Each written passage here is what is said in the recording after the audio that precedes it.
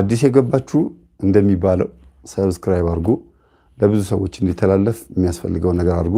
ቢያንስ 7000 ሰው ያየው ከሆነ 7000 ሰው ላይክ ቢያደርግ ዩቲዩብ ራሱ ወደ ብዙ ሰዎች ያሻግረዋል። ስለዚህ እዚህ አየር ላይ ያላችሁ በሙሉ አሁኑ ንኩት። ሄሎ ሄሎ ሄሎ መምህር፣ አጠገብሽ ያለውን ዝግቤ ነህ?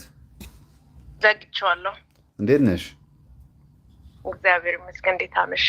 አለሁ። ዛሬ እንግዲህ እስከ 2 ሰዓት ተኩል ድረስ ይዣቸዋለሁ። የራሴን ሰዓት ተጠቅሜያለሁ። 1 ሰዓት ተኩል እስከ 2 ሰዓት ተኩል ድረስ አውርተናል። 30 ደቂቃ ሰርቄባቸዋለሁ። አጠቃላይ 1 ሰዓት ተኩል የኔ ነው እና ይቅርታ ይደረግልኝ። ምንም ችግር የለም። በጣም እንኳን አደረሰም። ለመጀመሪያ እንኳን አብሮ አደረሰ። በጣም ደስ ይላል። እየሰማንህ ነበር እኔና ባለቤቴ ቁጭ ብለን። እሺ፣ የኛ ዕልም ምንድነው? ባለፈው ቁርባን እኔ ብቻ ማለት ነው ቅዱስ ቁርባን ስቀበል አየሁኝ። ማለት ቅዱስ ቁርባን ያው 2 ነው ማለት በማንኪያ የሚሰጠውና የሚጎረሰው አለ አይደለ? እና እኔ የሚጎረሰውን ያየሁት እና ደግሞ በዛን ያህል ካህን አይደለም ቄስ ነበር፣ ነጠላ የለበሰ ቄስ ነው ያየሁት። እና በጣም ውስጤ ካህን ማለት ቄስ ነው አይደለ? አዎ ነው አባባሌ። ልክ አሁን ቅዱስ ቁርባን ሲሉ የሚለብሱት ልብስ አለ አይደለ? ቅዳሴ ላይ አገልግሎት ላይ ያሉ አባት ሳይሆኑ ኖርማል የውጭ ልብስ የለበሱ ማለት ነው። አዎ ነጠላ ለብሶ እንደዛ ነው ያየሁት። እና በጣም በቃ ምንድን ነው ብዬ ለራሴ ብሎኝ ነበረ። በጣም ጥሩ። ስለዚህ ህልሙ በህልም ቅዱስ ቁርባን መቀበል ማለት በእውን ተቀበል ማለት ብቻ አይደለም ትርጉሙ። አንደኛ ቅዱስ ቁርባን ስለ ቅዱስ ቁርባን ማሰብና ስለ ቅዱስ ቁርባን እያሰቡ አሁን ባየሹ መልክ ማየት ማለት የክርስቶስን ሕይወትነት ወይም ደግሞ የክርስቶስን የባህሪ አምላክነትን ማወቅ አለብሽ።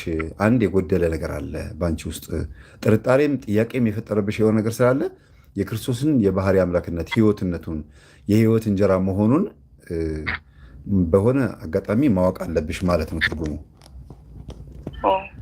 ምክንያቱም እኛ አባት አገልግሎት ላይ አይደሉም ያሉት። አገልግሎት ላይ ሳይሆኑ ያሉት ኖርማሊ ብታናገራቸው ሊያናግሩሽ የሚችሉ አሳልሚ የሚታያቸው የሚያሳልሙበት ነው። አገልግሎት ያለ ካህን ግን አታዋሪውም። ስለዚህ ቀጥታ ይሄ የሚያሳየው ትምህርት መውሰድ አለብሽ፣ መማር አለብሽ።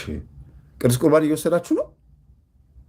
አይ አይደለም፣ ሀሳብ አለን። እንደ እግዚአብሔር ፍቃድ ከሆነ አስበናል።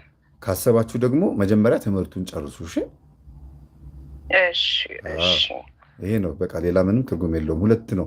አንደኛው ስለ ትምህርቱ ነው፣ ስለ ጌታችን ዋና ትምህርቱን ሳናውቅ መቀበል እንደሌለብን ለማሳየት ከቤተክርስቲያኑ ግቢ ውጭ ስለ ቅዱስ ቁርባኑ የሚገልጹ ስዕሎችን፣ ሁኔታዎችን ምናምን እናያለን። ቤተ መቅደስ ውስጥ ከሆነና ቁርባን ሲቆርቡ ካየን ግን ነፍሳችን እጅግ በጣም ተጠምታለች ማለት ነው። በነገራችን ላይ ማንኛውም ይህን ትምህርት የሚያዳምጥ ንስሐ የገባ ክርስቲያን ፍቅረኛ ኖረውም አልኖረውም፣ ባለትዳር ሆነም አልሆነም፣ በማንኛውም አይነት ህይወት ውስጥ ቢሆን ንስሐ የገባ ሰው ካለ በእውነት ነው የምላችሁ አንድ ጊዜ ቅዱስ ቁርባን ውሰዱ። በቃ ነፍሳችሁ ደስ ይበላት። አንድ ጊዜ ሕፃን ሆነን ብቻ ነበረ የምንቆርበው። አሁን ግን ትልቅ ከሆንን በኋላ ኃጢአት ምን እንደሆነ ካወቅን በኋላ ንስሐ ገብተን ብዙ ነገሮችን ካወቅን በኋላ አንድ ጉልበት፣ ኃይል፣ ብርታት የሆነ ሁለተኛ ስርየት ነው። ሌላው ነፍሳችን እጅግ በጣም ተጠምተዋለች እና መቀበል አለብን። ድጋሚ እንኳን ሁልጊዜ ባንወስድ በህይወት ዘመናችን ደስ እንዲለን ነፍሳችንን ምርክት እንድትል እንድትታደስ መቀበል አለብን ብዬ አስባለሁ። ሌላውን ልቀጥል?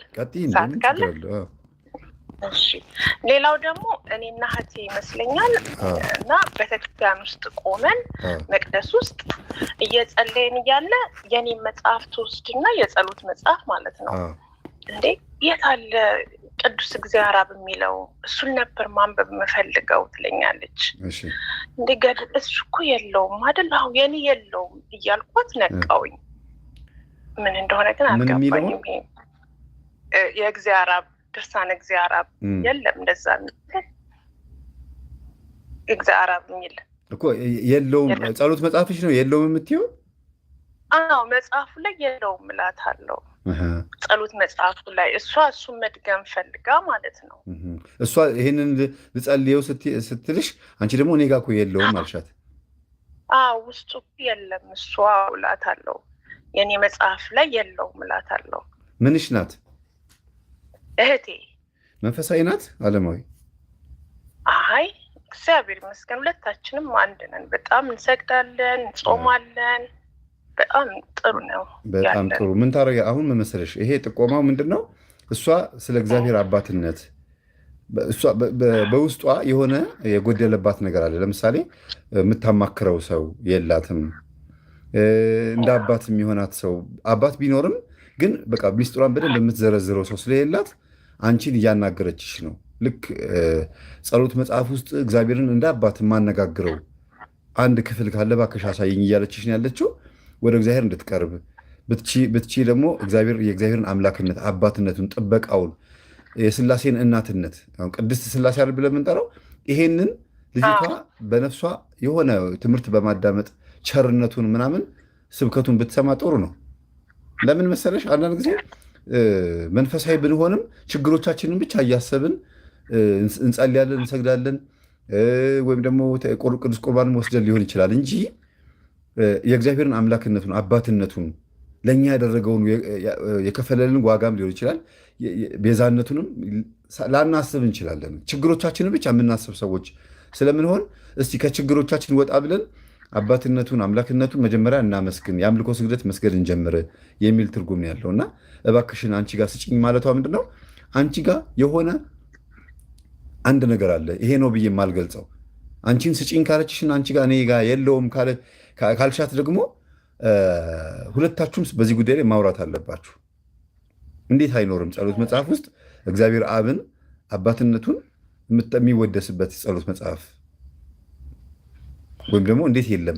ይሄ የሚያሳየው እግዚአብሔርን አምላክነትና አባትነቱን እያሰባችሁ እንድትጸልዩ የሚያደርግ አንድ የሆነ ሁለታችሁም ወይ ሱባኤ ብትገቡ ወይ ደግሞ ከዚህ በኋላ ዝም ብላችሁ ቸርነቱን ብትጠብቁ መልካም ነው ብዬ ነው የማስበው። የሆነ እንዲሟላላችሁ የምትጠይቁት ጥያቄ እሱን ጥያቄ ካልተሳካ የሆነ ሌላ ነገር ውስጥ የምትገቡ እስኪመስል ድረስ እግዚአብሔርን አንድ የሆነ አጥብቃችሁ የምትጠይቁት ጥያቄ አለ ማለት ነው ሁለታችሁም። እንደዛ ማለት ነው። ገባኝ። እሺ አንድ ደግሞ ሌላ አንድ ጓደኛ አለችኝና ወደ ክፍለ ሀገር ይመስለኛል እኔ ባሌ እና እንደዚሁ እህቴ ሆነን በፈረስ ነው የሚመስለኝ በፈረስ እየሄድን ያቺ ጓደኛዬ ልብስ ነገር ታጥባለች። ወደ ገጠር ነገር ነው ቤቷ እና ያው አሁን ስደት ላይ ነን ያለ ነው። እሷም ሌላ ሀገር ነች፣ እኔም ሌላ ሀገር ነኝ እና ያው ቤታቸው በፊት ስለምንሄድ ወደ ክፍለ ሀገር ነው እና የሄድን እጠራታለሁ ስሟን ማለት ነው። ወይኔ ይሄ እኮ የነሱ ቤት ነው ስጠራት እንዴት ሳትነግሩኝ ትመጣላችሁ ትልና እንትን ትላለች። ሁለት ልጆች አሏት፣ ትቆጣለች ማለት ነው። በዛው ስናልፍ ነው ግን እኛ በፈረስ ነው የሚመስለኝ የምንሄደው። ከዛ ቆመን ልጆቿ ሁለት ልጆች አሏት፣ ኑና ሳሙኝ እላቸዋለሁ፣ እነክሳቸዋለሁ፣ እየሳምኩ እነክሳቸዋለሁ። እሷ ግን እንዴት በዚህ ጋር እንዴት አትነግሩኝም ዝም ብላችሁ ልታልፉ ነበር ምናምን ትለኛለች። ኧረ አይደለም ያው በዚህ ስለምናልፍ ነው ምናምንና ሁሌ ያው ስለማስባት ይመስለኛል። ለዛ ነው ምን እንደሆነ ይሄም አልገባኝም። ቅድም ያልኩት ነው ፈረስ በድሮ ጊዜ፣ በአሁኑ ደግሞ መኪና ወይም ትራንስፖርት የሚባለው ስሜቶቻችን ናቸው። በስሜት አለ እንግዲህ ስጋችን የምንጋልበው ይሄ ስጋችን ስሜታችን ባህሪ ሳይሆን ጸባያችን የሚባሉት ነገሮች በትራንስፖርቴሽን ወይም ደግሞ በፈረስ በአህያ በትራንስፖርት ይመሰላል እና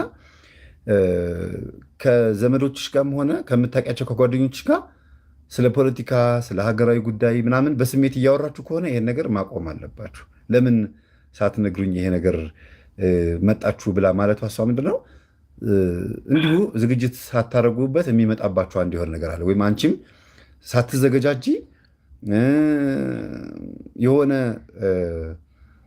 ድባቴ ውስጥ ሆነች። ለምሳሌ እንበል ዛሬ ኢቢኤስ ሲያሳይ የነበረው ዘፈን፣ መዝናኛ፣ ጨዋታ ምናምን ነው። ግን በዚህ ሰዓት ደግሞ ጦር ሜዳ ቦታ ላይ የሚሞቱ ወንድምናቶች አሉን አይደለ?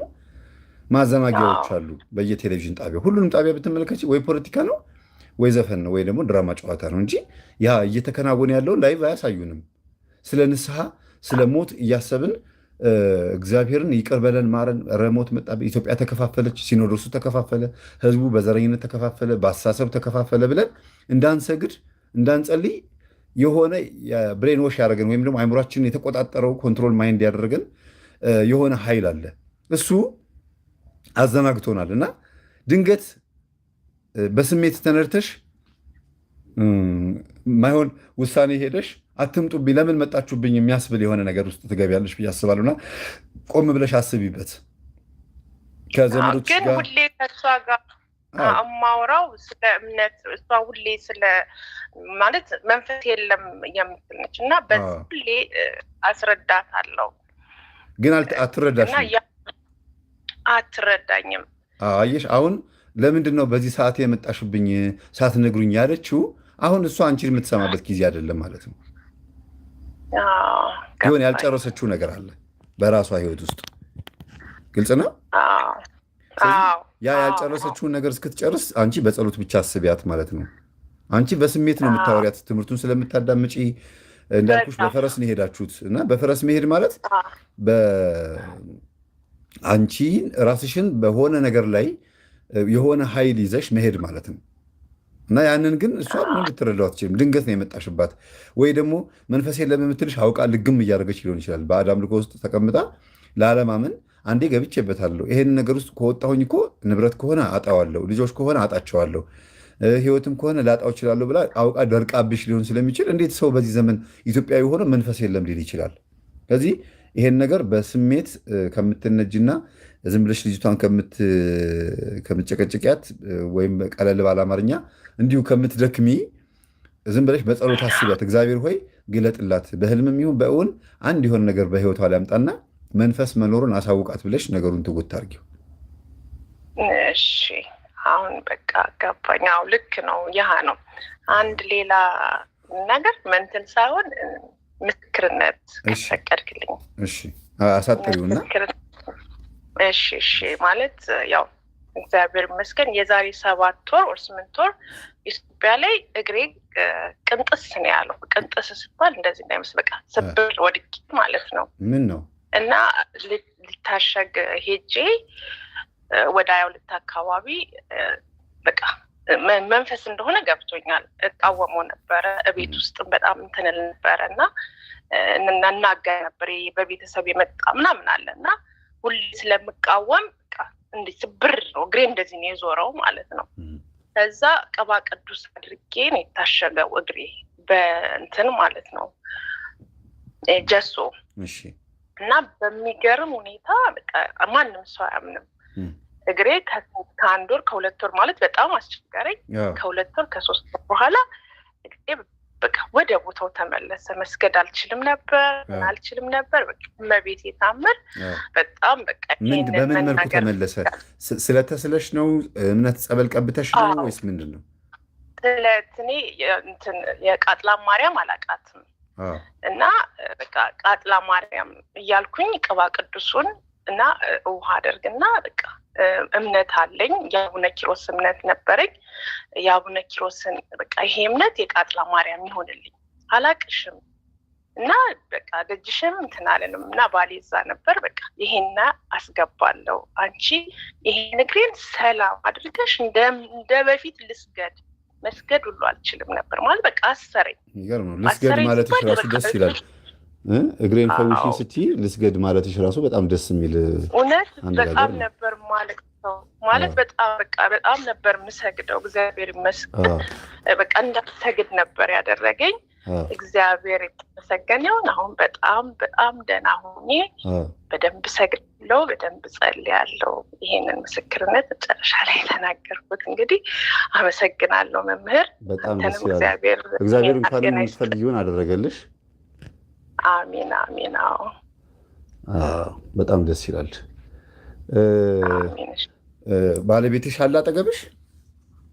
አዎ አለ። እስቲ አቅርቢልኝ። እሺ። ሄሎ። ሰላም፣ እንዴት ነው? እግዚአብሔር ይመስገን አለው። እንዴት ነው? ትተባበራታለህ? አብራችሁ ትሰግዳላችሁ? አብረን ነው የምንሰግደው። ጠዋት ማታ የምንሰግደውም አብረን ነው። አሁን አንተን አቅርቢልኝ አልኳት ለመሰለ ከባለቤቴ ጋር አስበናል ስላለችኝ መቼም በጎ ሕሊና ያለው ሰው ነው በጣም ጥሩ ሰው ነው ማለት ነው ብዬ ነው እንጂ ያለ ፈቃድህ እንድትቀርብ ማድረግ አይደለም። ችግር የለም። ኧረ ሁሌ ነው አንተን ትምህርት የምንከታተለው ላይቭ። ሁሌ ሰዓት እየጠበቅን እየተከታተልን። ልጆች አሏችሁ? አይ ልጅ የለም። እንግዲህ እግዚአብሔር እንግዲህ ሲያመጣው ቤት ውስጥ የመንፈስ ቅዱስ ፍቃድ ሲሆን ወደፊቱ መልካም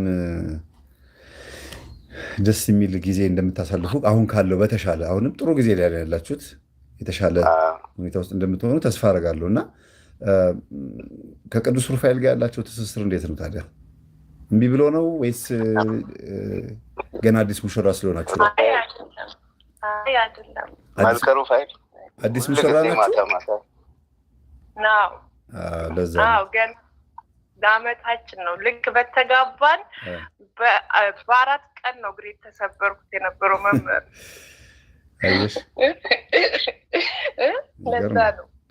ስለዚህ አሁን ሩፋኤልን መልካ ሩፋኤልና ድርሳነ ሩፋኤልን እንደምንም እየተማጸናችሁ አንተ የምትወደው ልጅ ልክ ዛሬ እንደለቀኩት ገጠመኝ ማለት ነው። ዛሬ የለቀኩትን አይታችሁታል? አይ አልሰማነው። የህፃኑ ልጅ በተረገመ ቁጥር እርግማን በተረገመ ቁጥር መልአክ ቅዱስ ሩፋኤል መጥቶ የሚገለጥለት ልጅ ግን ደስ የሚለው ነገር ገና ማህፀን ውስጥ እያለ እግዚአብሔር የመረጠው ልጅ ነበረ። ምክንያቱም የቅዱስ ሩፋኤልን እምነት ሆዷን እየተቀባች ያስረገዛት ወይም ደግሞ ያው ባሏ ማለት አይቻልም፣ ከባድ ነው ከታሪኩ አንጻር። እምነት እየቀባት ጸበሉን እያጠጣት ነው ልጁ የተወለደው እና ብዙ መከራ ቢደርስበትም ግን ቅዱስ ሩፋኤል ይገለጥለት ነበርና በራሱ በሁለት እግሩ የሚቆም መንፈሳዊ ሕይወቱ ጠንካራ የሆነ ልጅ እንዲወለድ እናንተ ዋጋ ክፈሉ። ለምን ይሄ ልጅ ወደዚች ዓለም የሚመጣው በእግዚአብሔርና በእናንተ ፈቃድ እንጂ እሱ ፈልጎ አይደለም የሚመጣው። ስለዚህ ይችን ዓለም ሲቀላቀላት ቢያንስ ከሆነ ኃይል ጋር መምጣት አለበት። ልክ ነው። በርቱ። እግዚአብሔር ከእናንተ ጋር ይሁን። ሰላም ሁኑ። አሜን።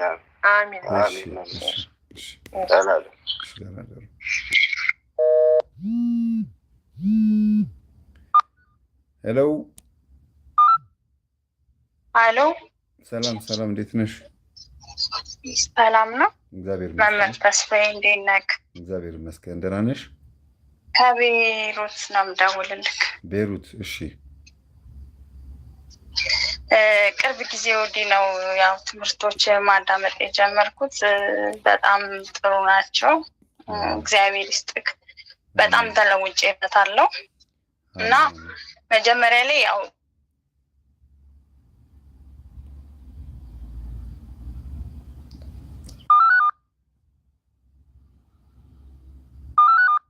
ከመሀል ነበር ምስል። ሄሎ እየሰማሁ ነው። አሁን 40 ላይ ደርሻለሁ እና እጸልያለሁ፣ ሰግዳለሁ። በጣም ትልቅ ለውጥ ነው ያገኘሁት። እኔ ስለተለወጥኩበት ያው ለጓደኞቼም ሼር እያደረኩኝ ነው እና 4 ከባድ ህልሞች አይቻለሁ መጸለይ ከጀመርኩ ጀምሮ። እሺ። እና የዛሬው ልንገርህ። ዛሬ ያየሁት የሞት ሰው ነው፣ የጓደኛዬ አባት ነው እና ቤታቸው ሄዳለሁ ጓደኞቼ ጋር እና ያ ሰው እዚህ ሆኜ ነው፣ አሁን ነው በቅርብ ነው ሞቷል የተባለው። ከዛ ኢትዮጵያ ሄጄ ነው ይመስለኛል አየሁት የጓደኛዬ ወንድም እንዲህ ለልጆች የሆነ ነገር እያደለ። ከዛ እኔም ቆሜ ነበር በር ላይ። እንዴ ሞተሃል አልተባለም እንዴ ምናምን አልኩት። አይ አልሞትኩም ምናምን አለኝ። ከዛ በኋላ ሄጄ እንዴት ነው በቃ አግኝተው የማታውቀው ሰው። ከዛ አቀፍኩት ምናምን፣ እሱም አቀፈኝ። ከዛ እንዴት እንደሆነ አላውቅም። ከዛ ከሰዎቹ መሀል ወደ ጭር ወዳለ ቦታ ይዞኝ ሄዶ ከንፈሬን እየሳመኝ ነው። ከዛ በኋላ እኔ ፍላጎቴ አይደለም እሱ ነው ፍላጎቱ። ከዛ በኋላ ትቼው ወዴትም እንደሄደ እሱ አያውቅም። ወደ ቤት ሲሄድ አያቴ ነበረች፣ ተቆጣችኝ። የት ነበርሽ እስካሁን ምናምን እያለች እየተቆጣችኝ መልስ አልሰጣትም፣ ባንኩኝ። በጣም ይገርማል። የሞተ ሰው በህልም ማየት 2 ትርጉም አለው። አንደኛ በመንፈሳዊ ትርጉም ስናየው በጣም ትልቁ ነገር ወደ አንቺ በዙሪያሽ ካሉት ሰዎች መካከል የሞቱ ሰዎች ሲመጡ ተረኛ አይነት ነገር ነው። ተረኛ ስለሽ ትሞቻለሽ ሳይሆን ለሞት የሚዳርግ ህይወት ውስጥ ነው ያለሽው እና እንደዛ ሰው አንቺም ትቀጥያለሽ። ሰው ከሞተ በኋላ ድጋሚ ሩካቤ ካማረው ያ ሰው በኃጢአት እንደሞተ ማሳያ ነው። የሞተበትን መንገድ ነው የሚያሳየው እና እጅግ በጣም ልትጠነቀቅ የሚገባሽ ንስሐ ልትገቢበት የሚገባሽ ጊዜና እድሜ ላይ መሆንሽን የሚያሳየው። አንድ እንግዲህ ግልጽ ነው የማወራሽ። እሺ ህልም ብዙ ጊዜ እናቶች ሲፈቱ አባቶች ሲፈቱ ተጠንቅቀው ነው የሚፈቱት እና ግን እንግዲህ እኔም በተቻለ መጠን በግልጽ መናገር የሚገባውን በግልጽ በጣም አደገኛ የሆነው ነገር ደግሞ መላእክቶች ሲያሳዩን በጎረቤት ሰፈር ውስጥ የሆነ ሰው ሲሞት ያሳዩናል። አይደለም በህልም በእውን ራሱ እንኳን ጎረቤት ሰው ሲሞትና ደረት ሲደቃ ሲለቀስ ምን ሲባል ሞት ወደኛ ቤትም ሊቀጥል እንደሚችል ማሰብም ትልቅ ትምህርት ነው። ግን በህልም ሲሆን የሞትን ሰው በህልም ማየት ማለት ኢቭን እድሜን ለማወቅ ጥረት ማድረግ፣ በኃጢአት ውስጥ ከሆንክ ንስሐ ካልገባህ ወይም ንስሐ ካልገባሽ ሞት በዙሪያሽ እያንጃበበ ነው ማለት ነው። ሞት የሚባለው በመንፈሳዊ ሲመጣ ነፍስ ከስጋ መለየት ማለት ነው። ከእግዚአብሔር ጋር መጣላት፣ በኃጢአት ውስጥ መዘፈቅ ነው። በኖርማሊ በእናቶቻችንም አፈታት ስናየው በስነ ልቦናም በምንም ስታየው ደግሞ በውስጥሽ ልታሸንፉ ያቃተሽ ግን ከባድ የሆነና ለአደጋ የሚዳርግ ልትላቀቅ ያቃተሽ ሌሎች በጣም ብዙ ሰዎች የሞቱበት የተሸነፉበት አንድ የሆነ ባህሪ አንቺ ጋር ጸባይ፣ ይቅርታ ባህሪ አይደለም ጸባይ፣ ንስሐ ቶሎ ቶሎ የሚያስገባሽ ይሄን ነገር እንዴት አድርጌ ነው መቀርፈው ብለሽ የተቸገርሽበት በውስጥሽ አንድ ሬሳ ተሸክመሽ ነው የምትዞሪው።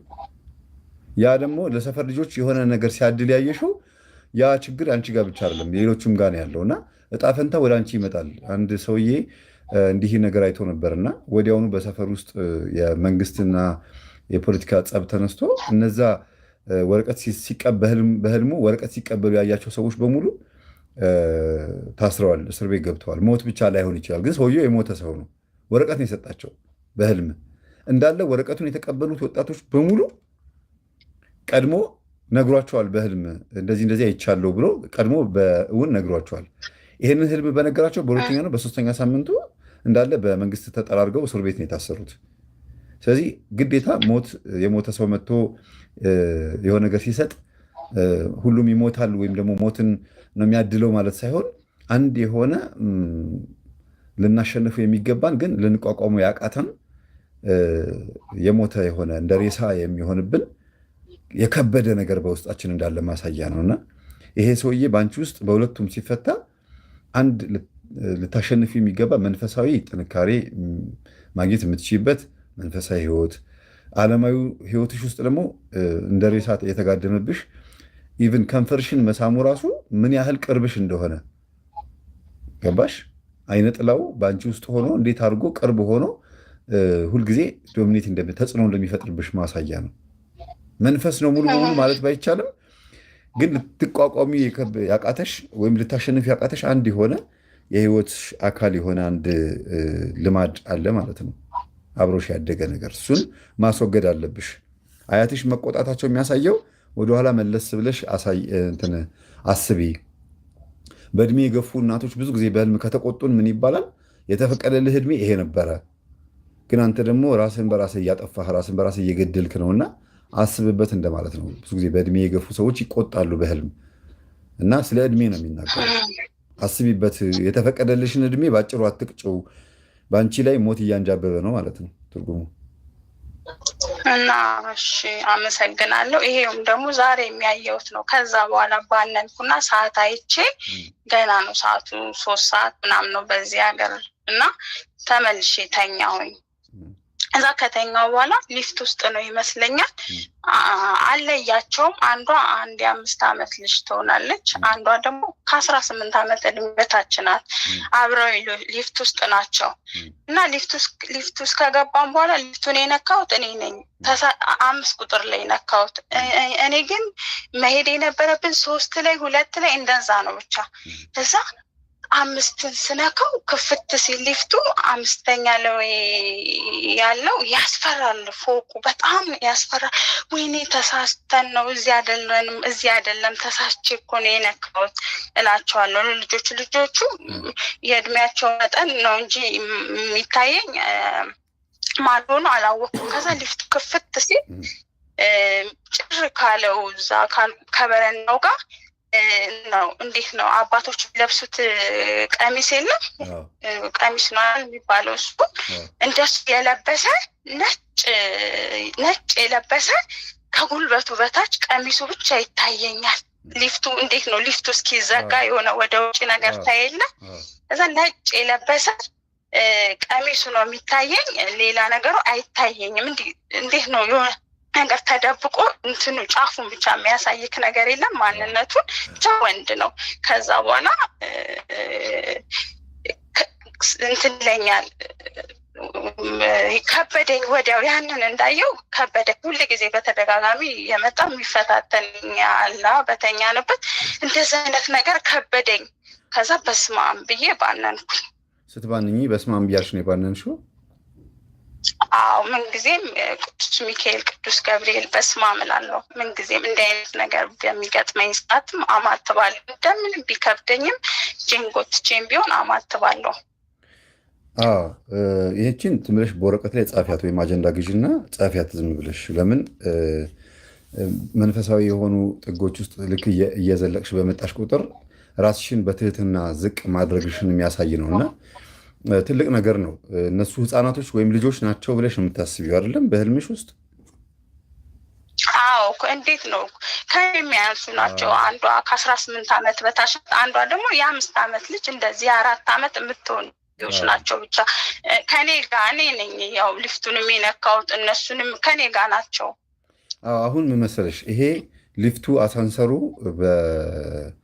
ወደ ላይም ውጭበት ወደ ታችም ውረጅበት በአንቺ ህይወት ውስጥ ራስን መፈተሽና ከፍታና ዝቅታን የሚያሳየው ከውርደት ጋር አይገናኘውም። ለምን ወደሽ ፈቅደሽ የምትነኪው ስለሆነ ራስን ዝቅ ለማድረግ ከታች ወደ ላይ ስትወጪ መንፈሳዊ ልዕልናሽን ነው የሚያሳየው፣ መንፈሳዊ ከፍታሽን ነው የሚያሳየው እና መሄድ የምትፈልጊው 3ኛ ፍሎር ላይ ሆኖ 5ኛ ላይ ከደረስሽ እና እኔ እኮ እዚህ አልነበረ መምጣት የምፈልገው ብለሽ ደግሞ አጠገብሽ ያሉትም እየሰሙሽ እንትን ማለትሽ ትህትናን ነው የሚያሳየው። በአንቺ ህይወት ውስጥ ያለውን እነዛ ህፃናቶች አንቺ ውስጥ ያሉት ህፃናቶች ልትንከባከቢያቸው የሚገቡ መንፈሳዊ ባህሪያቶችሽ አሉ። ለምሳሌ ደግነት፣ የዋህነት፣ በጣም ቅንነት ከአንቺ ጋር አብረው የሚሳፈሩ አሉ። ለምሳሌ መስሪያ ቤት ስትሄጂ ታማኝነት ከሆንሽ ያን ታማኝነትሽን መጠበቅ አለብሽ። ሙስና፣ ጉቦ ምናምን እንደዚያ ነገሮች እንካፈል ሲሉሽ በፍጹም ታማኝ መሆን። ቤት ስትመጪም ለባልሽም ለራስሽም ታማኝ መሆን። እነዚህ ህፃናቶች ብዙ ጊዜ በህልም ህፃን ልጅ አጠገብሽ ካየሽ አንቺ ውስጥ ያለ መልካምነትን ነው የሚያሳየው። ልትንከባከቢ የሚገባ እንክብካቤ የሚያስፈልገው አንድ የሆነ የህይወት ጥግ አለሽ ማለት ነው እና ይሄ 5ኛው ሊፍት ላይ መተሽ ግን ነጭ ልብስ ለብሶ ያየሽው ምንም እንኳን 3ኛ ላይ መምጣት ፈልገሽ 5ኛ ላይ ብትወጪም የሚገባሽን አሳይቶሻል። እዛ ደረጃ መሄድ ትችያለሽ፣ ተፈቅዶልሻል። አንቺ ግን እታችን ያለሽው ወደ ታች መሄድ ነው የምትፈልጊው ብለሽ አሁንም እዛውን የቆምሽው። ስለዚህ አሁን ስለትን መሳል ከሆነ መጸለይ፣ መስገድ፣ ስጋው ደግሞ መቀበልም ከሆነ እስከሚቀጥለው እስከ ቻልሽው ድረስ መሄድ ነው እንጂ እኔ አይገባኝም ብለሽ ስጋው ደግሞ ላለመቀበል ራስሽን መግታት የለብሽም ብዬ ነው የማስበው። አይምሮሽ ያለው የት ነው? 3ኛው ደረጃ ላይ ነው። ስጋሽ አካልሽ ያለው ግን ማነው? ሁሉ ነገርሽ፣ ንግግሮችሽ፣ ፍርሃትሽ፣ ድፍረትሽ ሁሉ ነገር ያለው ግን ላይ ነው። ፍላጎቶችሽ ግን አንቺ ኖርማሊ ምዕመን መሆን ነበረ። ምናልባት አይታወቅም። አንዳንድ ጊዜ እንደ ምዕመን ስነግርሽ ከቅዱሳን ጋር የማስተካከል ጉዳይ አይደለም፣ ግን የሚገባሽን ደረጃ እግዚአብሔር በፈቃዱ በቸርነቱ ሲሰጥሽ አንቺ ግን ያንን እየከለከልሽ ነው ያለሽው ማለት ነው። ለመመለስ ወደኋላ እዚህ ድረስ መሄድ የለብኝም፣ ስለዚህ ጉዳይ በደንብ ማወቅ የለብኝም ይቅርብኝ ብለሽ የምትገቻቸው አንቺ ህይወት ውስጥ ግን እግዚአብሔር የሰጠሽን ጸጋ እየከለከልሽ እንደሆነ የሚያሳይ ነገር ነው እና መውጣት ነበረብሽ ከሊፍቱ። ያንን ልብስ ስታይ ወደዛ ቦታ መሄድ ነበረብሽ። ተፈቅዶልሻል፣ ግን አሳንሰር ውስጥ ነው ያለሽ ወይም ሊፍት ውስጥ ነው ያለሽው። እነዛ ህፃናቶች ያልኩሽ በአንቺ ውስጥ ያለ የስላሴ ልጅነት ወይም ደግሞ ያንቺን በልጅነት ያሳለፍሻቸው መልካምነቶችሽን አብረውሽ ከአንቺ ጋር አሉ። እነዛ ነገሮች ይገባቸው ነበረ። እነሱ እንዲያው ምንም አላሉም። አንቺ ነበርሽ የዘሻቸው መውጣት የነበረብሽ። ከዛ አንጻር ነው እና ብትሺ ወደ አንቺ ህይወት ውስጥ ማለት ነው ስመጣ ወደ ራሴ ስመጣ ይሄ ወንጌል ባዳመጥሽ ቁጥር የተለያዩ ገጠመኞችም ይሆኑ የማንኛውም ሰባኪ ትምህርት ስታዳምጪ ራስን መፈተሽ፣ ከዛ በኋላ ደግሞ እግዚአብሔር ይሄን ነገር ፈቅዶልኛል፣ ኃጢአተኛና በደለኛ ነኝ፣ ግን ስጋና ደሙን እንድቀበል ስለፈቀደልኝ እንጂ ጻድቅ ሆኜ አይደለም የምቀበለው ብለሽ ራስሽን በዛ መስመር ውስጥ ከተሽ ስጋና ደግሞ መቀበል፣ ንስሐ መግባት፣ ማወቅ የሚገባሽን እውቀት እስከ ጥግ ድረስ መሄድ ነው እንጂ እኔ ወደ ታች መውረድ አለብኝ እዚህ ድረስ መምጣት አይጠበቅብኝም ብለሽ ይሄ አትገድቢ አንቺ ውስጥ ያለውን አካሄድ። አዎ እሺ፣ በጣም ነው የማመሰግነው። በቅርብ ነው አንቺ ውስጥ አለ። አዎ በማለት በቅርብ ነው በገና ጾም ውስጥ የገብርኤል ዕለት ቤተክርስቲያን ሄጄ ከጓደኛዬ ጋር ሄድ ነው እና ያው ንስሐም ወስጄ አላውቅም ነበረ፣ አልጾምም ነበረ። እጸልያለሁ እኔ እግዚአብሔርን በጣም ነው የምወደው፣ በጣም ነው የማመልከው። በቃ ክርስትና በጣም የምወድ ሰው ነኝ፣ ግን ደግሞ ዓለማዊም ነኝ። ገባ ካለ እና በአጋጣሚ ከቤተ ክርስቲያን ተሳልሜ ስወጣ እዚህ ቅዱስ ገብርኤል ቤተ ክርስቲያንን የሚያስተዳድሩት አባት ቢሮ ተቀምጠው ነበር እና አንዴ ጓደኛዬ ለመስቀል እንሳለም አባ ጋር እሳቸው እያነበቡ ነበር። እሺ ልጆች ግቡ አሉን። ገባን። ልክ ልወጣ ስል እጄን ያዙኝ። ከዛ እንግዲህ ገብርኤል ሲጠራ ከእግዚአብሔር ሳላስበው ነው የጠራኝ ፈጣሪ እና እጄ ጥፍሬን አዩት። ከዛ ልጄ ጥፍር አይዋጭርሽም ይጠቅማል አሉኝ እና ያው ቀና ብሎም ለማየቱም ድፍረት አልነበረኝም። አይጠቅምም በይ ቁረጪ ምናምን አሉኝ። እሺ ለምንድን ነው ንስሐ የማትገቡት አሉን። ምን ሱስ አለባችሁ ወይ? ሁሉም እንደ አባት መጠየቅ ያለባቸውን ተገቢ ያልሆነው ነገር ጠየቁ። ሁሉም ነገር ናቸው መከሩንና ቅዳሴ ከሰዓት ነበር እና አንድ የታመመች ልጅ ነበረች ነብሷን ይማረው እና ሐኪም ቤት ሄደን መጠየቅ ነበረብን። እዚህ ነው የሞታ አሁን ኢትዮጵያ ሄዳ ተቀብራለች እና እግዚአብሔር ነብሷን ይማረው እና በሐኪም ቤት ልንሄድ ነው የታመመ ሰው ልንጠይቅ ስንላቸው እንግዲህ አሁን ሲዱ የማርያም ዕለት ነው አሉን። ያው እኔ እግዚአብሔር በምክንያት ጠርቶኛል አልቀርም። ጓደኛዬ እንሂድ ስላት ያው ጓደኛዬ አልሄድም ንጹህ አይደለሁም አለችኝ። አይ ድሌንማ አላስመልጥም ብዬ ጥፍሬን ቆርጬ ጥፍር ቀለም አስለቅቄ በቃ አባት እንደተመከርኩት ሄድኩኝ። ከቅዳሴ ሲጨርሱ በር ላይ ጠበቅኳቸው። አስታወሱኝ። ጥፍርሽን ቁረጪ ያሉኝ ልጅ ነኝ። በጣም ተደሰቱ። ነገረኛ ነሽ በጣም በቃ ተደሰቱ።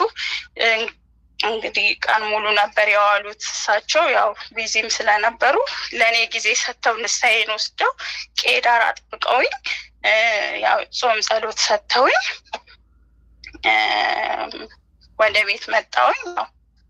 ከዛ በኋላም ነው ያንተን እንትን ማዳመጥ የጀመርኩት። ያው ሰብስክራይብ አድርጌ ያለው ፊት ለፊቴ ትመጣለህ። ከዚህ በፊት ግን እያየው እንዲከፍተውና ተዋዋለሁ አላዳምጥም። ንስሐ ከወሰድኩኝ በኋላ መጸለይ በደንብ ከጀመርኩኝ በኋላ ግን ፕሮግራምህን ጓደኛዬ በጣም መቀርባት ጓደኛዬ ያለች እና ገጠመኝን ተከታታይ ምናምን የሆነውን ሁሉ በየቀኑ እንወያያለን። ህልምም ባይ በላይፋችን ላይም ሁሉ ነገር ያው እሷ በጣም ትከታተላለች። ማዳመጥ ጀመርኩኝ። ብዙ ነገር እየነቃውኝ አንተ በምታስተምራቸው ነገሮች ላይም ብዙ ከኔ ጋር በቃ ራሴን መመርመር ጀመርኩኝ። ከብዙም ነገር ደግሞ ያው መቆጠብ ከፍታሽ ይሄ ነው። አንቺ ንስሐ መግባትና ኖርማሊ ከኃጢአት ለመራቅ ነበረ ፍላጎትሽ። ሶስተኛ ፍሎር ላይ ማለት እንግዲህ ካለሽበት ደረጃ ትንሽ ከፍ ማለት ነበር ይፈልግ። እግዚአብሔር ግን እስከ 5 ድረስ ፈቅዶልሻል።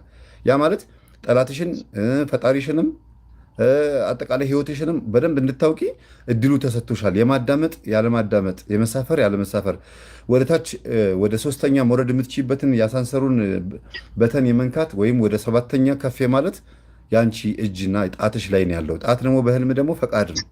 የሚገርምሽ በእጅሽ የነካሽው ፈቃድሽ እግዚአብሔር የፈቀደልሽ ወይም ደግሞ የተሰጠሽ ተፈጥሮ እስከ 5 አይደለም ከዛ በላይም ፎቅ ቢኖረው ይፈቅድልሻል። ኦልሬዲ በህልም ያየሽው 5 ነው። ምናልባት 5 መሆኑ ቁጥሩ አንቺ አይምሮ ውስጥ 3 ከሚለው በላይ 2 ጨምሮ እግዚአብሔር ጨምሮልሽ እስከዚህ ድረስ ፈቅጄልሻለሁ ማለት ሊሆን ይችላል። ግን ብትቺ አሁንም ቢሆን አትገድቢ። እሺ እግዚአብሔር እስከፈቀደልሽ ድረስ ይበቃኛል ምናምን የሚባል ነገር የለም። ወይም ደግሞ አይ ከዚህ በላይ መሄድ አልፈልግም አትበይ። የት ድረስ እንደፈቀደልሽ ስለማታውቂው ዝም ብለሽ በመንፈሳዊ ህይወትሽ ላይ እድገት እያመጣሽ በነገሮች ሁሉ ከእንጀራ ከወተት ወደ እንጀራ ከእንጀራ ወደ ስጋ ከስጋ ወደ አጥንት መቆርጠም ነው ማደግ ያለብን እንጂ ሁልጊዜ የዛ ወተት ላይ እንደ ህፃን መሆን የለብንም ብዬ አስባለሁ። አዎ በጣም ልክ ነህ። እኔ ንስሐ አባቴ እግዚአብሔር ይስጣቸው በሳሪ በቃ እኔ እግዚአብሔር ነው እኔ ሳላስበው ነው የጠራኝ። ኢትዮጵያ ሄጄ ንስሐ ገባለሁ ስል ብዙ በቃ ታውቃለህ አርቄ ነው የማስበው። ግን ፈጣሪ ደግሞ እኔ ባላሰብኩበት ሰዓት በቃ ጠራኝ እና እኔ አሁን በፊት የነበረኝ እና አሁን ያለኝ ብዙ ነገሬ ለውጥ አለ። እንደገና ደግሞ ትምህርቶች በቃ በደንብ ነው ማዳምጠው። ከአንተም አልፌ ያገኘሁትን ትምህርት ነው ማዳምጠው ማለት ነው። ከሌ አልልም። በቃ ያገኘሁትን ትምህርት አዳምጣለሁ። መጽሐፍ ቅዱስ አነበብኩኝ። ከቤተ ክርስቲያን ሄጄ ምስል ገዛሁኝ፣ ቤት ለጠፍኩ፣ ጸልያለሁ። ምን እላለሁ በቃ በጣም ደስተኛ ነኝ። እና ሌላው ህልሜን ደግሞ ልንገርክ። ሌላ 2 ጥያቄ የሆነብኝ ህልም አለ። አንድ ማወራው ልጅ አለ ኢትዮጵያ፣ በሶሻል ሚዲያ ነው የምንተዋወቀው እና ከልጁ ጋር በፍቅር ግንኙነት ጉዳይ ነው የምናወራው እና ይመስለኛል ከልጁ ጋር አብረን መኖር ጀምረን ነው። ገና አዲስ ቤት ነው እሱ የለም እና እኔ ቤቱን እያስተካከልኩኝ ነው። ፍራሽ ነው የተነጠፈበት። ፍራሽ ገና አዲስ ቤት እንዴት ነው የመጀመሪያ ቀን ምንም ዕቃ የሌለው።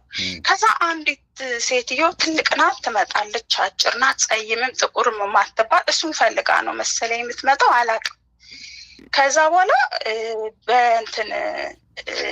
በጥሩ መንገድ አይደለም የመጣችሁና አልተደባደብንም፣ ምንም አልተናገርኳትም። ብቻ የሚታወቀኝ በጆጌ ማስታጠቢያ ጆጌ የለም በሱ እየቀዳሁኝ ጸበል በቅዱስ ሩፋኤል ስም እያልኩኝ እረጫታለሁ። በቅዱስ ከዛ ከቤት ውስጥ መዘፍዘፊያ ነገር ይዛ ነው የምትወጣው እና በቅዱስ ሩፋኤል ስም እያልኩ እየደጋገምኩ ነው። ትከብደኛለች ሳልነካት ሴትዮዋ በጣም ነው የምትከብደኝ። እንዴት ነው የሆነ ተኝተክ አንዳንድ ጊዜ በእንቅልፍ ልብ የሚከብድክ ነገር አለ። እንደዛ አይነት መንፈስ ነገር ትከብደኛለች። በቅዱስ ሩፋኤል ስም እያልኩኝ እረጭባታለሁ። ከዛ በኋላ ወደቀች መሬት እና አልወጣም አለችኝ። መዘፍዘፊያ በእጇ ይዛል። ከመሬት ተነስታውንም ኪችን ገባችብኝ። ኪችን ስትገባብኝ አሁንም በቅዱስ ሩፋኤል ስም እያልኩኝ እየረጨዋት የቀዳው ነው ምረጫት። ከዛ በኋላ አስወጣዋትና በሩን ዘጋሁት። ከዘጋሁት በኋላ ቀርቅሬዋለሁ እኮ ግን በሩ ተከፈተ ስል የቀረቀርኩት ነገር ነው የተከፈተው። ግን ሴትዮዋ የለችም፣ አልገባችም። ባነንኩኝ።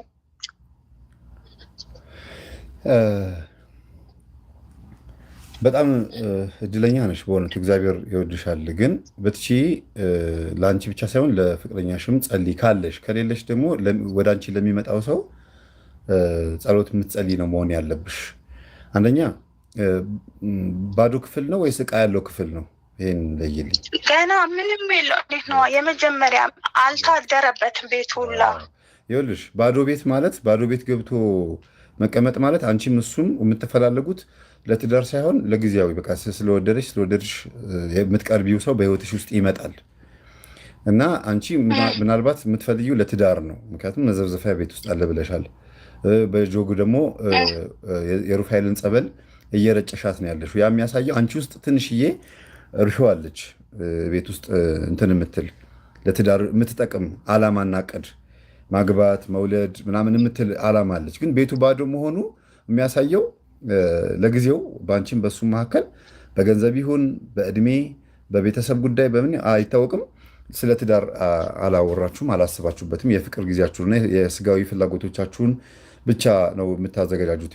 ባዶ ቤት ማለት የሚያሳየው አንቺና እሱ ብቻ ነው። በቃ ስለ ሁለታችሁ ብቻ ነው የምታስቡት እንጂ ስለ ቀጣይ ስለ ድስት ስለ ቴሌቪዥን፣ ስለ አልጋ፣ ስለምናምን ነገር ብዙም ያን ያክል ፍራሽ ብቻ ዙሪያውን አንድ ሳይሆን ዙሪያውን ፍራሾች ተነጥፈዋል እኮ። ፍራሽ ብቻ እኮ የተነጠፈው አንድና አንድ ፍላጎቶቻችሁ መተኛት ወይም ደግሞ ሌላ ጉዳይ ያው ዞሮ ዞሮ ይገባሻል። ፍላጎቶቻችሁ ያ ብቻ ነው የሚሆነው። ስለዚህ አንቺ ግን በውስጥሽ አንዲት ትንሽዬ የተቀጣጠለች እርሾ አለች፣ ትልቁን ሊጥ የምታቦካ ማለት ነው። እኔ በላይፌ ውስጥ ቀልድ አልፈልግም እላለሁ። አሁን እንድታመዛዝኝ የምፈልገው ያዳመጥሽኝ ነው በደንብ። ከዛ ሴትዮዋን ስትመቻት መዘብዘፊያውን አነሳች። መዘብዘፊያ ደግሞ ልብስ ማጠቢያ ነው ወይም ደግሞ የሆነ ነገር ውሃ መሙያ ነው። ውሃ ደግሞ እህል ውሃ ነው። እህል ውሃ ቤት ውስጥ ትዳር ማለት ነው። መዘብዘፊያው እንደ ትዳር ነው የሚታየው። ያን ልትወስድብሽ ትፈልጋለች። ይሄ የሚያሳየው ፍቅረኛሽን ወይም ያንቺ የሆነውን ሰው የምትወደው ሌላ ሴት አለች። ይሄ ለእኔ ነው የሚገባኝ ለአንቺ አይደለም። እቃ ነው የወሰደችው። እቃ መውሰድ ደግሞ ትዳር ነው። እቃ መውሰድ ደግሞ አንቺ ቤት ጸበል፣ መንፈሳዊ ሕይወት በምትይበት ሰዓት እሱ ውስጥ ግን እሱን የምትወድ ሌላ ሴት ወይ በቡዳ የበላችው ወይ መስተፋቅር ያደረገችበት ሴት አለች። ትዳርሽ ውስጥ ፈተና የምትሆንብሽ ሴት እሱ ውስጥ አለች። አይነ ጥላም ትሆናለች።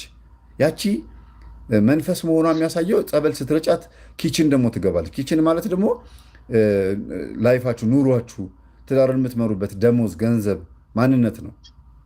ስለዚህ ያንንም ልትጎዳ ትሞክራለች። በኢኮኖሚ ለምሳሌ እሱ ደሞዝ ከሌለው አንቺ ደሞዝ ካለሽ ወይም ደግሞ እሱ ደሞዝ ካለው አንቺ ከሌለሽ ሁለታችሁም ካልተጋገዛችሁ ኢኮኖሚ ሊጎዳ ይችላል። ከዛ አንጻር የምትበሉት እስከምታጡ ድረስ እዛ ገብታ ልታተረማመስ ትችላለች ይቺ መንፈስ።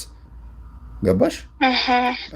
እና በትዳርሽ ላይ እንዲህ አይነት መንፈስ ስለሚመጣ ትዳርን ደግሞ የሚጠብቅ ሩፋኤል ነው፣ የታወቀ ነው። የቅዱስ ሩፋኤል ስልጣን 4 ነው ብያለሁ ባለፈው ሳስተምር፣ ስለ ነገረ መላእክት ሳስተምር ሰምተሽ ሊሆን ይችላል። ሩፋኤል ፈታሄ ማህፀን ነው፣ ልጅ የሚሰጥ ነው፣ ትዳር ይጠብቃል። ንብረት፣ የባንክ ቡክ አካውንቶቻችን የሩፋኤል ስዕል ወይም በሩፋኤል ጸበል አሸት ማድረግ ነው። ለምን? ከንብረት ጋር በተገናኘ ሩፋኤል ነው የሚመለከተው። አጋንንትን ያሳድዳል። ሰዳድ አጋንንት ነው። እንዲሁም ደግሞ በዓመት አንድ ጊዜ ጳጉሜ 3 ቀን ስለ ሰው ልጆች ኃጢአት ይጸልያል እና ሩፋኤል ብዙ ስራ ያለበት መልአክ ነው።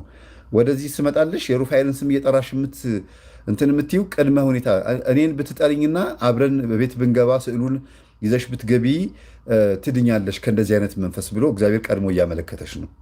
ይሄ ቀድሞ ጥቆማ ነው እና ኃላፊነቱን ስጪ ለቅዱስ ሩፋኤል ማለት ነው። አንቺ ውስጥ ያለውን እሳት አቀጣጢው ነው። ከዛ ካስወጣሻት በኋላ በሩን ትዘጊዋለሽ። ይሄ የሚያሳየው በዚህ ጉዳይ ላይ በትዳርሽ ላይ የምትፋለሚው አንቺ ብቻ እንደሆንሽ እና እሱ እዛ ቦታ ላይ አለመኖሩ ምንም ግድ እንደሌለው፣ ምንም ቦታ እንደማይሰጠው፣ ቦታ ቢሰጠውም እንኳን እንደማይችላት እንደማያሸንፋት ማሳያ ነው። በሩን የዘጋሽው አንቺ ነሽ። ያ ማለት የልብሽን በር መዝጋት ማለት ነው። በር ሲዘጋ ብዙ ጊዜ ከልብ ጋር ነው የሚገናኘው። የልብሽን በር የዘጋሽው መንፈሳዊነት ይበልጥብኛል፣ እሱ ቢኖርም ባይኖርም በእኔ ትዳር ውስጥ በእኔ ህይወት ውስጥ ይችን መንፈስ ግን ማባረር አለብኝ ብለሽ እየተፋለምሽ እስከ ጥግ የምትሄጂው አንቺ ስለሆንሽ ከአሁኑ ወገበሽን ጠበቅ አድርጊ። ኢቭን በሩን ዘግተሽ እንኳን አንቺ ስትመለሽ በሩ ይከፈታል። ያ የሚያሳየው በባልሽ በኩል ያለው ክፍተት ነው። አንቺ ዘግተሽው ስትመለሽ በሩ ይከፈታል፣ ግን የለችም፣ አልገባችም። ያ የሚያሳየው ወይ እሷ ይዛው ሄዳለች፣ በሩ ሲከፈት አልገባችም፣ በሩ ግን ተከፍቷል። ያ ድጋሚ ለጠላት ወይም ደግሞ ሌላ ጠላት፣ ሌላ መንፈስ፣ ሌላ ሌባ እንዲገባ አንቺ የዘጋሽውን በባልሽ በኩል በሚፈጠር ክፍተት አሁንም ለጠላት አሳልፎ የሚሰጥ ደካማ ጎን አለበት ባልሽ ላይ እና እንደገና ወደኋላ መለስ ብለሽ በሩን መክፈት መዝጋት እንዳለብሽ ማሳያ ነው። በር የልብ ነው። በር ተስፋ ነው። በር በህይወትሽ ውስጥ የሚመጣ እድል ነው። ብዙ ጊዜ በበር የሚመሰለው እና ወይም ባየውበት ማግስት ለሱ ህልሙን አየው እንዲኛ አላልኩትም፣ ግን ጸበል በጣም ነው የሚያስፈልገኝ የቅዱስ ሩፋኤል ጸበል እና የምትመጣ ልጅ አለች። እኔ አውቄ ነው፣ ምክንያቱም ጠርጥሬ ነው እቺ ነገር እቺ ሴት የመጣችሁ እኔን ፈልጋ አይደለም እሱን ፈልጋ ነው የመጣችሁ። ስለዚህ ይሄ ሰው በቃ ቅዱስ ሩፋኤል ሄዶ መጠመቅ አለበት ብዬ ሰፈሩ በጣም የማይገናኝ ነው። ሩፋኤል አዲሱ ገበያ የሱ ሰፈር በጣም ሩቅ ነው እና ሰው በሰው ላስመጣልሽ እኔ ቢዚ ነኝ ምናምን ሲለኝ በቃ እኔ ሰው ጸበል ያምጣልኝ አያምጣልኝ በምን አውቃለሁ? እንዲህ ያልኩት አውቄ ነው። ራስህ ሄደህ ካላመጣልኝ ጸበሉን አልፈልግም ምናምን ብዬው ሄዶ እንዲጠመቅ አድርጌያለሁ ጸበሉን። ከዛ በኋላ ቀርቶ የመጣውን ደግሞ ሄዶ ለጓደኞቼ እንዲሰጥ ወደዚህ እንደሚላክልኝ አድርጌ በሰው ላምጣልሽ ያለው ምንድን ነው? ሂድ ስትዩ እሺ ብሎ መሄድ ሲችል ደካማ ጎን አለበት። ለመንፈሳዊ ጉዳዮች ላይ ቶሎ አይታዘዝም እና ስጋዊ ነገር የሚያጠቃው ስለሆነ በሩን የምትዘጊውም ውጭ ብለሽ የምታባረሪያትም ቤት ውስጥ የምትፋለሚውም ጸበል የምትረጭውም ወይም ደግሞ አጠቃላይ መንፈሳዊ ተጋድሎ ውስጥ ያለሽው አንቺ ስለሆንሽ ይሄንን አሁኑኑ አውቀሽ አምነሽ ግቢበት። ካልሆነ ግን ይሄን ህልም ነግረሽው መንፈሳዊነቱን እንዲያሳድግ ስልጠና ውስጥ እንዲገባ ማድረግ ትችላለሽ። በድጋሜ ደግሞ አዩዋት አሁንም ራሷን የምትመስል ሴትዮ አሁንም ይመስለኛል ከነሱ ቤት አድሬ እየወጣሁ የቤተሰቦቹ ቤት ነገር ነው የሆነ መስኮት ስር ተኝቼ ነው ይመስለኛል ቤታቸው። ከዛ በኋላ የሆነ የሚሄድበት ቦታ ስለነበር ወጣሁኝ። ስወጣ እነሱ በር ላይ ወጣቶች በቃ ብዙ ወጣቶች እንደዚህ ይሄ በዘር ምክንያት መንገድ ምናምን የሚዘጉ የሚረብሽ ወጣቶች እነሱን ይመስሉኛል። እና ጩቤ ሁሉም በእጃቸው ጩቤ ይዘዋል እና እኔን አይነኩኝም። ከዛ እነሱ የሆነ የሚጠብቁት ነገር አለ ከሌላ ቦታ የሚመጣ ነገር። ከዛ በእነሱ መሀል አልፌ እየሄድኩኝ ራሷን የምትመስል ሴትዮ ናት እና ጥቁር በጥቁር አርጋ ነጠላዋን ወደ ላይ አዘቅዝቃ እኔ መንገዴን ቀጥ ብዬ እየሄድኩ ነው እና በመጥፎ ያዘነ ሰው እንዴት ነው የሚሞተበት? ጥቁር በጥቁር አድርጎ ነጠላዋ ጫፉ ጥለቱ ጥቁር ነው። እንደሱ አዘቅዝቃ በመጥፎ አይን እያየችኝ እንዴት የተጣላክ ሰው እንደዛ እያየችኝ አለፈች እና ሁለቱ ሴቶች ተመሳሳይ ናቸው። ትንሽ ከለሯ ያሁኑ የበለጠ ጠቆረብኝ እንጂ እጥረታቸው ምናናቸው አንድ አይነት ነው። እኔ የምልሽ ፍቅረኛ አለሽ አይደል? አዎ። ባል ነው ፍቅረኛ ነው ወይስ እጮኛ? ገና እግዚአብሔር የፈቀደው ነው። በተስፋ የምታወራው ነገር የለም እንደዛ። መልካም። ስለዚህ አንቺ እሱን ስታገቢው አይነ ጥላ ምን አዘጋጅታልሻለች መሰለሽ? የሰፈር ህይወት ታሪኩን የእንትና ጓደኛ ነበረ አሁንም ትወደዋለች ምናምን አዋርደዋለሁ። ይሄ ጩቤ ይዘው ቆሞ ያየሻቸው አብዛኞቹ አንቺ እሱን ካገባሽው ወይም እሱ ያንቺ ከሆነ እንዲህ አይነት ነገር ነው የሚጠብቀው። ብዙ ጊዜ በህልም ጩቤ ወይም ደግሞ የሆነ ነገር ከታየ በህይወት ውስጥ አንድ የሆነ ትንሽ እንደ ውርደት፣ እንደ ስቃይ፣ ቀዳዳ እንደ እንትን ነው የሚታየው። በመቼም ጩቤን ስታየው ቢላ ነው፣ ያስፈራል፣ ያስደነግጣል። በዚህ ሁኔታ ውስጥ ደግሞ ህልም ሲሆን ደግሞ ፍቅረኛሽ ወይም ነገ ባሌ ይሆናል ብለሽ የምታስቢው ሰው ለአንቺ ያልነገረሽ ግን ካገባሹ በኋላም ሊሆን ይችላል አሁን ሲነግርሽ ብዙም ያን ያክል ለአይምሮሽ ልትቀበዩ ማትችው አንዳንድ ነገሮች ልትሰሚ ስለምትችይ አይነ ጥላ ያዘጋጀችው ነገር ሊሆን ስለሚችል አትቀበይ ማለት ነው። አትመኛቸው። ያው አሰፍስፎ የሚጠብቁ አሉ ሊያዋርዱ ወይም ችግር ሊፈጥሩ ማለት ነው። ሁከትና ግርግር ሊፈጥሩ የሚፈልጉ ስላሉ ከቁም ነገርም አትቁጠሪው። የምትከታተልሽ አለች። አንቺ ከሱ ጋር በመሆንሽ በሱ ውስጥ ሆና አይነ ጥላም ልትሆን ትችላለች። ከዚህ በፊት የተላከበት መስተፋቀር መንፈስም ሊሆን ይችላል። ስለዚህ አንቺ ከሱ ጋር መሆንሽን የማትወድ እሱ ውስጥ ስለምትኖር መንፈሳዊ ነገር ባታይበትም እንኳን ይቺ መንፈስ ናት እንደዚህ የምታሳስበው እንጂ እሱ አይደለም ወዶ አይደለም ብለሽ ልታስብ ይገባል ነው የኔ አባባል። ይሄ ነው። አመሰግናለሁ። አንድ ብቻ ላስቸግር፣ ይሄን ብቻ አፍታልኝ። አንድ ነው ይሄ የሚመላለስብኝ ነው አይሮዬ ላይ። ይሄ ምን የጓደኛዬ ባል ነው ሞቷል። ያው በወሬ ነው የሰማሁት ሞቷል ሲባል። የጓደኛዬ ፍቅረኛ ነበር። ጓደኛዬ አሁን ሌላ አግብታ ነው የምትኖረው እና ይሄ ሰው እኔ የምኖርበት ቤት መጥቶ ይሁን እኔ እሱ ጋር እንጂ አላቅም፣ ብቻ ከዚህ ሰው ጋር ምንድነው ወሲብ ስፈጽም በህልሜ ማለት ነው። ከዛ በኋላ በር ከፍቼ ሳስወጣው። ይሄም አሁን በቃ እነዚህ ሁሉ የምነግርህ መጸለይ ምን ማለት ከጀመርኩ በኋላ ያየኋቸው ህልሞች ናቸው። እና ምንድን ነው እና በጣም ደግሞ በቃ አንድም በጣም ጥያቄ የፈጠረብኝ በአካል አውቀዋለሁ። ከጓደኛዬ ጋር ያሉ ቤታቸው ሄድ ነበረ ምናምን። ስለዚህ ይሄ መንፈስ ላሳጥርልሽና ያው ሴቶች ብዙ ህልም ስለምታዩ ለሌሎች ሰዎች እድል ልስጥ ብዬ ነው እና ሳሳጥርልሽ ከዚህ ከምትዩ ሰው የዝሙት መንፈስ ወደ አንቺ መጥቶ እንደነበረ ማሳያ ነው። አንቺ ባትመኘውም ብትመኘውም ከሱ የመጣ ነውና ምክንያቱም አንቺ በር ከፍተሽ ካስወጣሽው አንቺ ውስጥ እንዲቀመጥ የማትፈልጊው አንድ ኃይል አንቺ ውስጥ ገብቷል እና ይሄ ሰው መሞቱን የሞተ ሰው ሆኖ ደግሞ አንቺ ውስጥ መምጣቱን የሚያሳየው በሁለት መንገድ ነው የሚተረጎመው። ራሱ ሰውየው አንቺን በዝሙት ፈልጎች ላይሆን ይችላል፣ ግን ለሞት ሊዳርግ የሚችል የዝሙት መንፈስ ወይም ደግሞ ኃጢአት በውስጥሽ እንዳለና ይሄን ነገር በንስሐ መገላገል ከአንቺ ውስጥ ማስወጣት እንዳለብሽ ማሳያ ነው። የሞተ ሰው መሆኑ በአንቺ ውስጥ ተደላድሎ የተቀመጠ በር ከፍተሽ ማስወጣትሽ ደግሞ ንስሐ መግባት ነው። ንስሐ መግባት መጸጸት፣ ይሄን ነገር ዳግመኛ ላለማግኘት መጣር ነው። በትክክል ደግሞ ስትመጪ ወደ መናፍስቱ አሰራር ስለመጣልሽ ደግሞ እውነትም በትክክል ከልጁ የዝሙት መንፈስ ወደ አንቺ የመጣ ይኖራል። ስታወሩ ስትጫወቱ አለባበስሽን አይቶ ምናምን ያው መቼም ሰው ዓለማዊ ከሆንን ስትሄጂ ስትመላለሽ ሊመኝ ይችላል እና ያ የተመኘበት የዝሙት መንፈስ ወደ አንቺ ይመጣል እና በር ከፍተሽ ማስወጣት ማለት መስገድ፣ መጸለይ፣ በአንቺ ውስጥ የገባ መንፈስ አለና ይሄ መንፈስ አስወጪው ማለት ነው። እና አሁን ከነገርኩ ህልሞች ውስጥ እኔ የሚፈታተነኝ ነገሮች አለ ብለህ ታስባለህ? አለው። አንቺ የሚፈታተንሽ ከምታውቂያቸው ሰዎች የሚመጣ መንፈስ ነው። እስካሁን ከነገርሽኝ ውስጥ አሁን እባብ፣ ዘንዶ ወይም ደግሞ የሆነ እንደዚህ ምናምን ትይኛለሽ ብዬ ነበር የምጠብቀው። እሱ ግቢታ የዛር መንፈሱ አንቺ ላይ ተጽዕኖ ፈጥሯል ብዬ ነበር የማስበው።